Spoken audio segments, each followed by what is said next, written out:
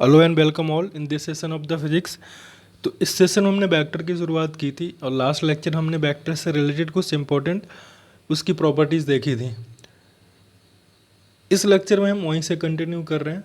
तो इसमें हम नेक्स्ट जो प्रॉपर्टी है वो देखते हैं क्या है। वो है कोलिनियर वेक्टर्स। कोलिनियर वेक्टर्स क्या होते हैं? अगर हम कोलिनियर वेक्टर की बात करें तो ऐसे दो या दो से अधिक वेक्टर जिसको हम एक लाइन में अरेंज कर सकते हैं।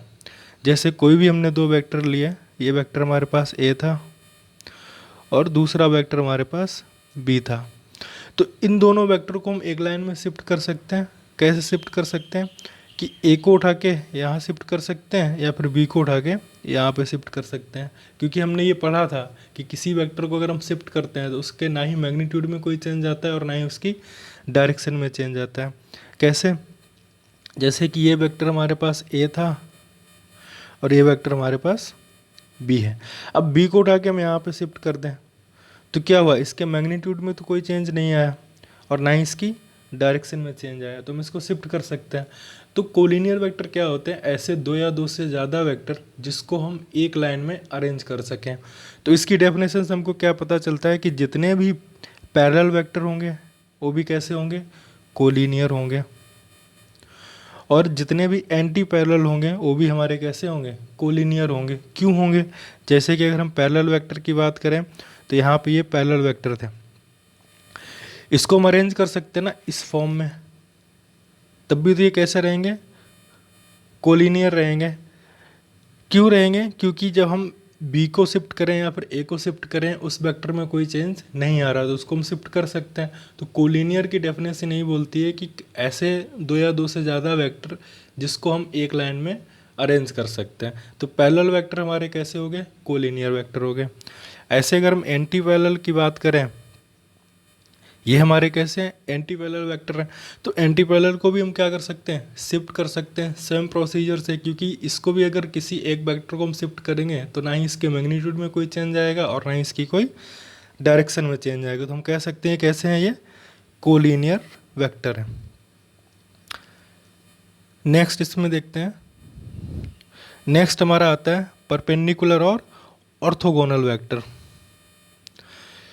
नाम से हमें पता चल रहा है कि ऐसे दो वेक्टर जिसके बीच का एंगल क्या हो? 90 हो। तो वो कैसे वेक्टर होंगे? ऑर्थोगोनल या फिर परपेंडिकुलर। जैसे कि हमने वेक्टर ए लिया ये और दूसरा वेक्टर हमारे पास ये है, इन दोनों के बीच का एंगल क्या होना चाहिए? 90। तो ये कैसे वेक्टर हो गए? ऑर्थोगोनल वेक्टर हो गए या फिर परपेंडिकुलर वेक्टर हो गए। तो यहाँ पे एक चीज़ हम देखते हैं जो हमेशा पूछ ली जाती है, कभी कभी छोटी छोटी बातें हैं जो हमें ध्यान रखनी है कि maximum number of mutual perpendicular vector कितने हो सकते हैं। तो उसके लिए अगर हम देखें यहाँ पे कि एक तो ये हो गया हमारा, एक ये हो गया, तो ए एंड बी तो म्यूचुअल परपेंडिकुलर हो गए। अगर हम सी को लें, ये हमने कहीं सी वेक्टर बना दिया जो एक दो ए से भी परपेंडिकुलर है और बी से भी परपेंडिकुलर है। ठीक है, ये ए से भी हमारा कितना बना रहा है?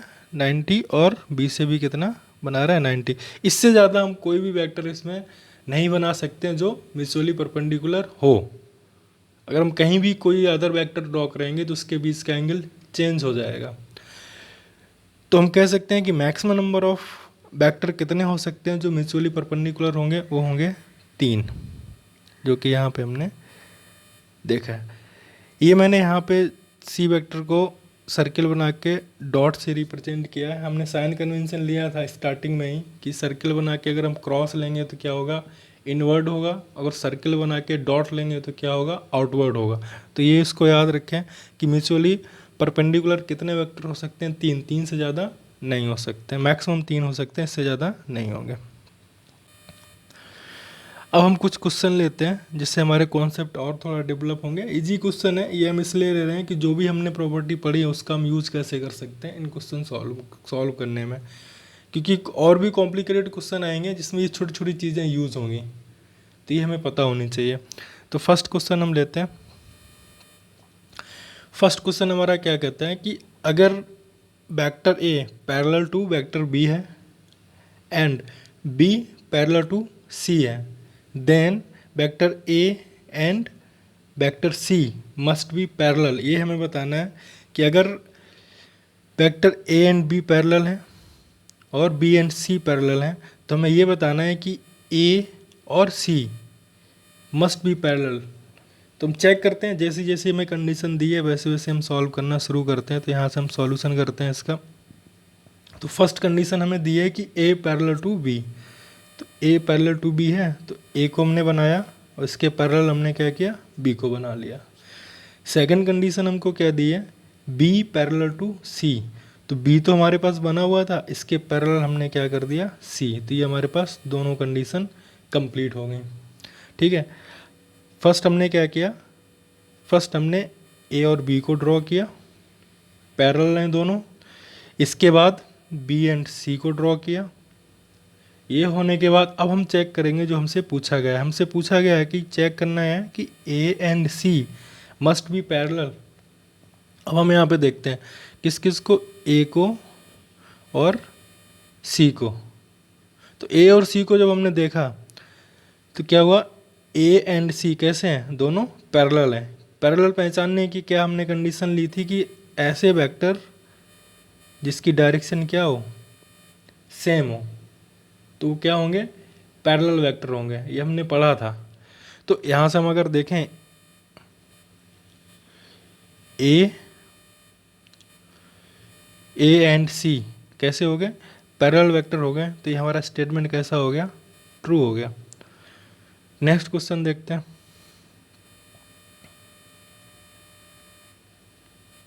अब हमें दिया है कि if vector A and B are anti parallel then B and C also anti parallel then A and C must be anti parallel.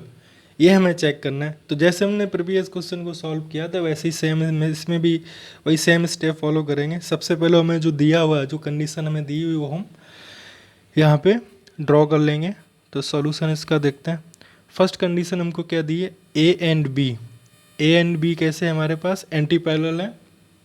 तो एंड बी को पहले बना लें। तो एंड बी को हमने ये बनाया कैसा, एंटी पैरेलल। दूसरा बी एंड सी, दूसरा हमें क्या दिया है, बी एंड सी।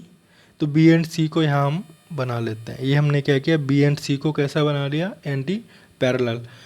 ये दोनों कंडीशन होंगी। अब हमसे जो पूछा है वो हम पता कर लेते हैं। क्या हमसे पूछा है, हमसे पूछा है कि A and C must be anti parallel.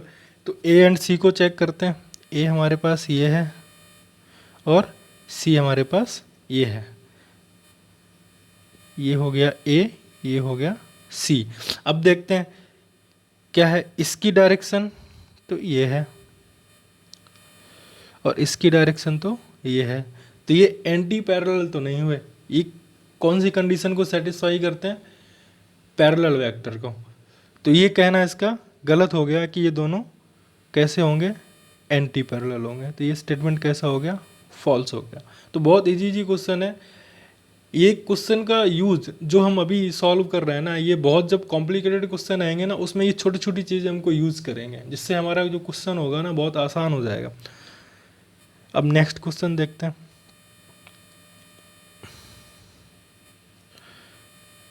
Next हमें देख क्या दिया हुआ है, नेक्स्ट हमें दिया हुआ है if A perpendicular to B and B perpendicular to C then A must be perpendicular to C. वही सेम प्रोसीजर हम चेक करते हैं, इसके बाद हम आंसर करेंगे कि क्या होगा। सोल्यूशन देखते हैं इसका। तो सबसे पहले जैसी जैसी हमको कंडीशन दी है वैसे हम यहाँ पे ड्रॉ कर लेते हैं। तो फर्स्ट कंडीशन हमको क्या दी है, ए परपेंडिकुलर टू बी। तो हमें पता है कि परपेंडिकुलर हो या ऑर्थोगोनल हो, उसके क्या डेफिनेशन हमने भी पढ़ी थी कि दो वेक्टर जिसके बीच का एंगल क्या हो, 90 हो। तो यहाँ पे ए एंड बी है, तो ए ये हो गया एंड बी हमारा ये हो गया। इनके बीच का एंगल कितना ले लिया हमने, 90। ठीक है।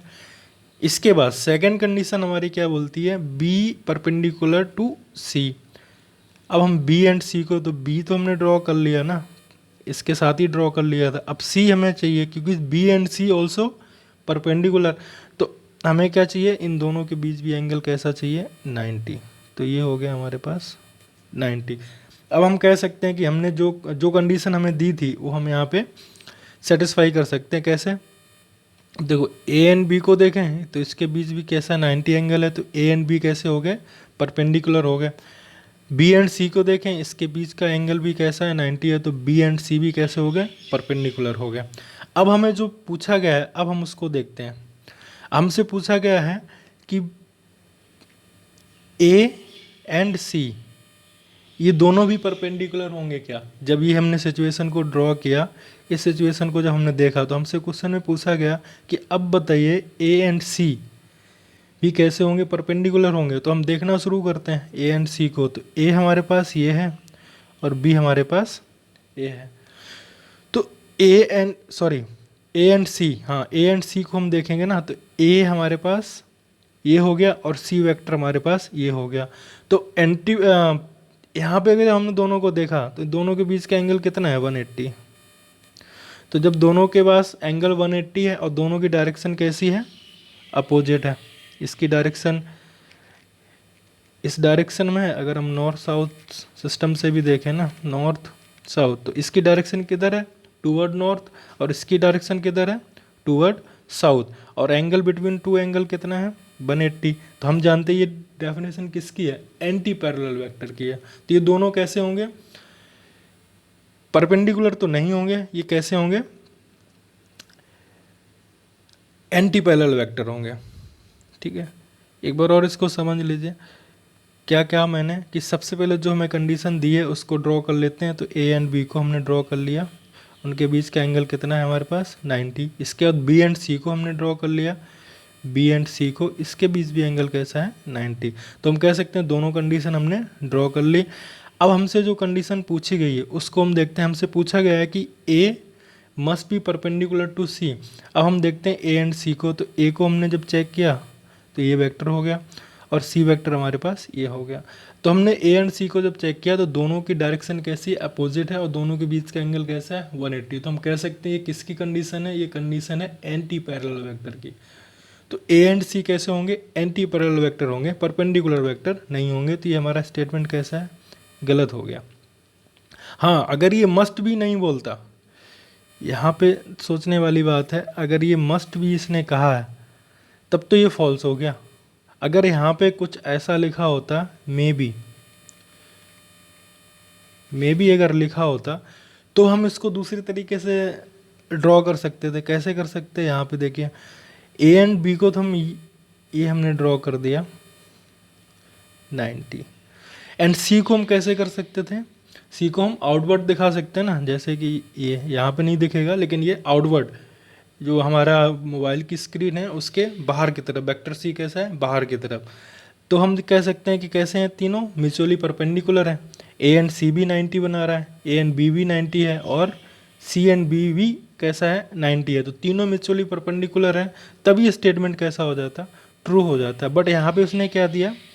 Must be. तो मस्ट बी में ये कंडीशन सेटिस्फाई नहीं करती, ये कंडीशन तो सेटिस्फाई करती है। तो क्वेश्चन को बहुत ध्यान से हमको पढ़ना होगा कि क्वेश्चन में दिया क्या है। इसके बाद हम देखते हैं कि नेक्स्ट हमारा क्या है? Coplanar vector. कोप्लेनर वेक्टर जैसे हमने पढ़ा था ना कि पैरेलल वेक्टर क्या होते हैं, एंटी पैरेलल वेक्टर क्या होते हैं, कोलिनियर वेक्टर क्या होते हैं, वैसे ही हमारा नेक्स्ट है कोप्लेनर वेक्टर। कोप्लेनर वेक्टर जैसे हमने कोलिनियर में पढ़ा था ना कि ऐसे वेक्टर जिसको हम एक लाइन में अरेंज कर सकें। सेम यहाँ पे क्या है? कोप्लेनर वेक्टर ऐसे वेक्टर जिसको हम एक प्लेन में अरेंज कर सकें। ठीक है, तो जैसे कि हमने कोई भी प्लेन लिया, ये हमने ले लिया, ये हमारे पास x हो गया, ये y हो गया। तो इस प्लेन में ये हमारे पास x एंड y, तो इस प्लेन में जो भी वेक्टर होंगे कैसे होंगे? कोप्लेनर वेक्टर होंगे। और दूसरी चीज़ हमको यहाँ पे क्या याद रखनी है कि इस प्लेन के पैरेलल जो प्लेन होगा उसमें भी ये वेक्टर कैसे होंगे? कोप्लेनर होंगे। तो सिमिलरली वैसे ही है जैसा हमारा कोलिनियर था कि दो या दो से ज़्यादा वेक्टर को हम एक लाइन में अरेंज कर सकें तो कोलिनियर होता है। यहाँ पे भी ऐसा ही है कि ऐसे वेक्टर जिसको हम एक प्लेन में अरेंज कर सकें तो क्या हो गया? वो कोप्लेनर वेक्टर हो गया। अब नेक्स्ट जो हमारे पास आता है, हाँ, दो वेक्टर हमेशा कैसे होंगे? कोप्लेनर होंगे। अगर हम 3 वेक्टर लेते हैं ना, सपोज अगर हमने 3 वेक्टर लिया x y और z, कोई वेक्टर इस डायरेक्शन में लिया, कोई इस डायरेक्शन में, कोई इस डायरेक्शन में, तो होगा कि ये दो तो हमेशा कोप्लेनर होंगे, ये भी दो हमेशा कोप्लेनर होंगे और ये भी दो हमेशा कोप्लेनर होंगे। बट अगर हम तीनों के लेंगे ना तो ये हमारे कैसे होंगे, कोप्लेनर नहीं होंगे। तो 2 वेक्टर हमेशा हमारे कैसे होंगे, कोप्लेनर होंगे। नेक्स्ट जो सबसे इंपॉर्टेंट है जिससे क्वेश्चन पूछा जाएगा, ये है हमारा कि 2 वेक्टर के बीच का एंगल हम कैसे फाइंड करेंगे, एंगल बिटवीन 2 वेक्टर्स। इसके लिए बहुत ही सिंपल स्टेप है जिसको हमें हर एक क्वेश्चन में फॉलो करनी है। देखिए डायरेक्ट क्वेश्चन तो नहीं आता, लेकिन जितनी भी चीज़ें हम छोटी छोटी चीज़ें पढ़ रहे हैं ना, ये सारी चीज़ें हम कहाँ पे अप्लाई करेंगे, जब हमारे पास कोई कॉम्प्लिकेटेड क्वेश्चन होगा तो उसमें ये सारी छोटी छोटी चीज़ें हम यूज़ करके उसको बहुत सिंपल बना देंगे। तो अब यहाँ पे हम देखते हैं कि एंगल बिटवीन 2 वेक्टर हम कैसे फाइंड कर सकते हैं।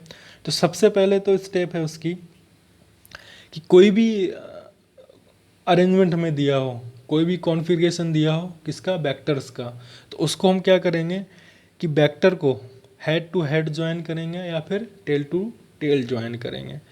ज्वाइन करने के बाद उसके बीच के 2 एंगल फॉर्म होंगे। उन दोनों एंगल में जो सबसे छोटा एंगल होगा उसी को हम क्या बोलेंगे, एंगल बिटवीन 2 वेक्टर्स। देखते हैं इसको कैसे करना है। जैसे कि ये हमारे पास कोई वेक्टर ए था, ये हमने कोई वेक्टर ए ले लिया, और ये हमारे पास कोई वेक्टर बी था। अब हमें क्या करना है कि इन दोनों वेक्टर के बीच का एंगल बताना है। तो फर्स्ट स्टेप क्या है कि इन दोनों वेक्टर को हम कैसे ज्वाइन करें, हेड टू हेड या फिर टेल टू टेल। मतलब कि इसको हम यहाँ से जोड़ें या फिर इन दोनों से जोड़ें। इसके बाद 2 एंगल बनेंगे इन दोनों के बीच में, उसमें से जो छोटा एंगल होगा वही हमारा क्या होगा, एंगल बिटवीन 2 वेक्टर्स। तो यहाँ पे एग्जांपल देखते हैं हमने क्या किया है इसमें। देखो हमारे पास ये ए वेक्टर था और ये हमारे पास बी वेक्टर था।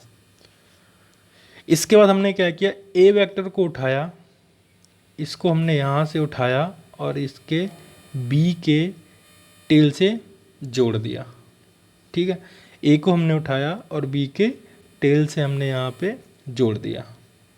अब जोड़ने के बाद क्या होगा, इन दोनों के बीच में 2 एंगल फॉर्म होंगे। एक तो ये मान लो θ1 और एक ये बाहर वाला θ2। इसको बहुत ध्यान से सुने। डायग्राम में मेरे पास स्पेस नहीं है तो मैं एक ही में कर देता हूँ। आप क्या करें, उसको बहुत अच्छे से ड्रॉ करें, जो मैं बोल रहा हूँ ना वैसे वैसे ड्रॉ करते जाएं। इसको देख लेते हैं आप। जैसे कि वेक्टर ए हमारे पास ये था और बी वेक्टर हमारे पास ये था। हमें चाहिए इन दोनों वेक्टर के बीच का एंगल। तो फर्स्ट स्टेप क्या है, इसको हेड टू हेड जोड़ दें या फिर टेल टू टेल जोड़ दें। तो हमने क्या किया, ए को यहाँ से उठाया और यहाँ पे ऐसे इसको रख दिया, तो ए हमारे पास ये आ गया। अब इन दोनों के बीच कितने एंगल हो गए, एक तो एंगल हो गया ये और एक एंगल हो गया ये। तो हमें क्या देखना है, छोटा एंगल। ये तो हमारे पास बड़ा हो गया, तो ये छोटा एंगल कौन सा हो गया, θ1। तो यही हमारे पास क्या होगा, एंगल बिटवीन 2 वेक्टर्स। अब कोई भी क्वेश्चन हो उसमें बस 2 ही स्टेप हमको फॉलो करनी है। सबसे पहले वेक्टर को जोड़ना है, जोड़ने के बाद उसमें जो एंगल आएंगे उन एंगल में से जो छोटा होगा वही हमारा क्या होगा, एंगल बिटवीन 2 वेक्टर्स होगा।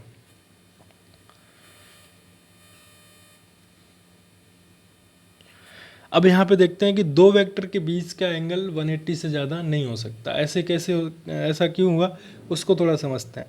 जैसे हमारे पास कोई वेक्टर ए था और ये वेक्टर हमारे पास बी था। अब सपोज करो कि मैं इस ए को रोटेट करना शुरू करूं, ए को हम रोटेट करना शुरू करें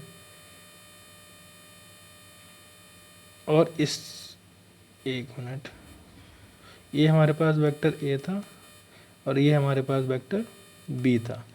अब ए को हम रोटेट करें, रोटेट करने के बाद ये हमने इसको इस पोजीशन में ला दिया, मतलब कि एंटी पैरेलल वेक्टर में ला दिया। तो इसके बीच का एंगल कितना है, 180।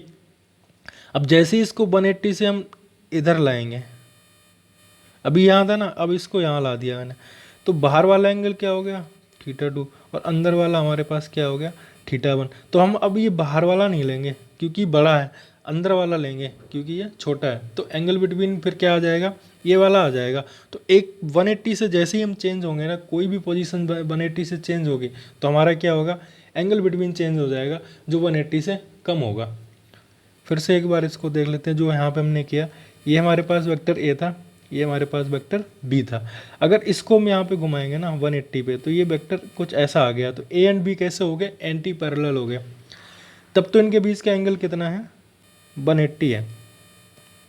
जैसे ही 180 से थोड़ा भी खिसकाएंगे ना, अगर इसकी पोजीशन हम ये कर देंगे तो अब यहाँ पे क्या होगा, जैसे पोजीशन हमने इसकी ये की, ए की पोजीशन हमने ये कर दी और बी की पोजीशन ये हो गई। अब एंगल बिटवीन देखेंगे तो ये तो हो गया एक बाहर वाला एंगल, एक हो गया अंदर वाला एंगल। तो ये हो गया हमारे पास θ2 और ये हो गया हमारे पास θ1। अब देखें तो ये तो होगा नहीं क्योंकि ये तो बड़ा है, और ये हमारे पास क्या होगा, एंगल बिटवीन टू वेक्टर्स हो गया। तो 180 से जैसे ही हम थोड़ा भी मूव करेंगे, मूव करने के बाद क्या हो गया, हमारा एंगल बिटवीन चेंज हो जाएगा जो कि 180 से कम होगा। इसलिए ये स्टेटमेंट सेटिस्फाई होता है कि दो वेक्टर के बीच का एंगल 180 से ज़्यादा नहीं हो सकता।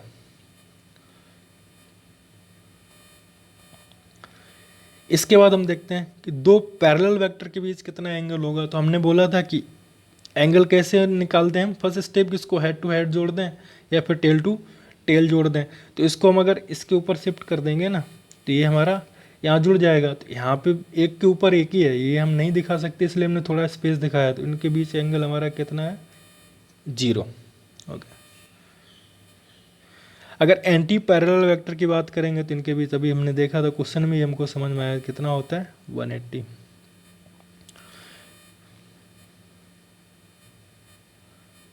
नेक्स्ट हमारा angle between two perpendicular orthogonal vector के बीच कितना होगा। तो हमें डेफिनेशन से ही पता चलता है क्या होगा, 90 होगा। और हम इसको फाइंड भी कर सकते हैं कैसे, जैसे हमारे पास दो स्टेप्स हैं एंगल बिटवीन वेक्टर फाइंड करने के। सपोज ये हमारे पास ए वेक्टर था और ये हमारे पास बी वेक्टर था। अब हम क्या करें, ए को शिफ्ट कर दें यहाँ पे, क्योंकि हमको ऐड करना है ना, ज्वाइन करना है इनको। तो हम कैसे ज्वाइन कर सकते हैं, हेड टू हेड या फिर टेल टू टेल। तो इसको उठाया हमने, इसके टेल टू टेल ज्वाइन कर दिया। ज्वाइन करने के बाद हमने इसके बीच का एंगल देखा कितना, 90। तो ये हमारे क्या हो गए, ऑर्थोगोनल वेक्टर या फिर परपेंडिकुलर वेक्टर। तो कभी भी हमको अगर दिया होगा कि परपेंडिकुलर वेक्टर के बीच का एंगल कैसे फाइंड करना है, स्टेप वही हमको फॉलो करनी है। सबसे पहले हेड टू हेड ऐड करना है, सॉरी ज्वाइन करना है इस, या फिर टेल टू टेल ज्वाइन करना है। इसके बाद उनके बीच दो एंगल फॉर्म होगा, हमेशा दो एंगल आएंगे। जैसे यहाँ भी दो एंगल आए थे ना हमारे पास, एक तो ये आया था मान लो θ1 और एक ये बाहर वाला θ2। तो बाहर वाला हम नहीं लेंगे क्योंकि ये बड़ा है, अंदर वाला हम लेंगे क्योंकि ये छोटा है। तो ये अंदर वाला हमारे पास क्या हो जाएगा, एंगल बिटवीन टू वेक्टर्स हो जाएगा। अब इससे रिलेटेड कुछ क्वेश्चन देखते हैं जिससे और अच्छे से हमें समझ में आएगा। ये कुछ हमें अरेंजमेंट दे रखा है वेक्टर ए एंड बी का, और हमसे पूछा गया है कि इन दोनों वेक्टर के बीच एंगल कितना होगा। तो सबसे पहले हम अरेंजमेंट देखें कि अरेंजमेंट हमको कैसा दिया है, हेड टू हेड जुड़े हुए हैं या फिर टेल टू टेल जुड़े हुए हैं। नहीं जुड़े हुए हैं तो फर्स्ट स्टेप हमारी क्या है, उनको अरेंज करना। कैसे अरेंज करना है, हेड टू हेड ज्वाइन करना है या फिर टेल टू टेल ज्वाइन करना है। तो अरेंजमेंट अगर हम इसका देखें तो यहाँ पे ना ही ये हेड टू हेड जुड़ा हुआ है और ना ही टेल टू टेल जुड़ा हुआ है, क्योंकि इसका हेड वेक्टर बी के टेल से जुड़ा हुआ है। तो इसका अरेंजमेंट सही नहीं है, इसका अरेंजमेंट हमें सही करना पड़ेगा। इसका अरेंजमेंट हम दो तरीके से सही कर सकते हैं। कैसे, ये हमारे पास वेक्टर ए था और ये हमारे पास वेक्टर बी है, ये हमारे पास बी है और ये हमारे पास ए है। हम क्या कर सकते हैं कि इस बी को उठाएं, ऐसे शिफ्ट कर सकते हैं। तो ये कैसे हो जाएंगे, हेड टू हेड ऐड हो जाएंगे। या फिर ये हमारे पास ए दिया था और ये हमारे पास बी दिया था, ए को मांगे शिफ्ट करें और इस तरह कर दें यहाँ पे, तब भी कैसे हो जाएंगे, टेल टू टेल शिफ्ट हो जाएंगे। तो हम यहाँ पे कह सकते हैं कि जो हमें क्वेश्चन दिया हुआ है,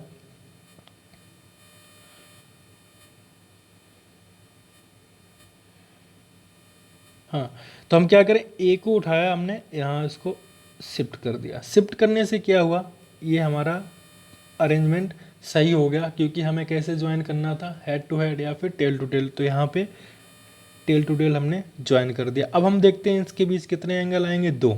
एक तो ये आएगा ज्वाइन करने के बाद, और एक ये बाहर वाला आएगा θ2 मान लो। तो हम ये तो नहीं ले सकते क्योंकि ये बड़ा है। हमारा क्या होगा एंगल बिटवीन टू वेक्टर्स, ये वाला होगा। अब हम देखते हैं कि ये टोटल कितना होता है हमारे पास 180, ये हमें कितना दिया हुआ है 150। तो हम कह सकते हैं कि 180 माइनस 150 इक्वल टू थीटा। तो ये हमारे पास थीटा कितना बचेगा 30। क्यों, इसको ये देख लेते हैं कि ये हमारे पास कितना है 180 था, और इतना हमें कितना दे रखा है 180, और इतना हमें दे रखा है 150। तो हमें चाहिए कितना, ये थीटा ही चाहिए ना। तो हम कर सकते हैं कि 180 माइनस 150 इक्वल टू 30, और ये हमारे पास क्या होगा थीटा होगा। तो ऐसे हम किसी भी कोई भी अरेंजमेंट हमको दे रखा हो, हम सिंपल से स्टेप फॉलो करेंगे और एंगल बिटवीन टू वेक्टर्स हम आसानी से बता सकते हैं।